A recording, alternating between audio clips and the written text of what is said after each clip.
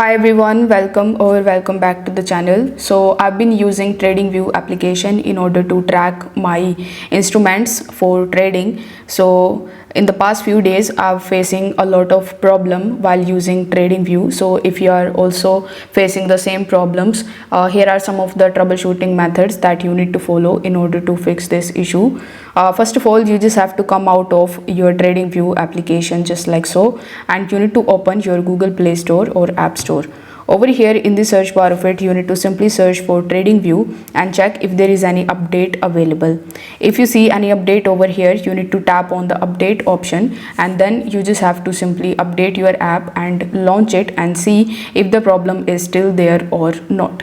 If you see that the problem is still there, you just have to simply try the second method, in which you just have to simply long press on the icon of your TradingView and then tap on this eye icon.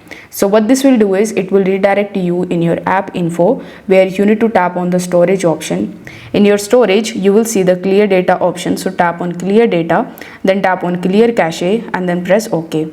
So after clearing the cache of your TradingView app, you need to simply just launch it and see if it is working fine or not.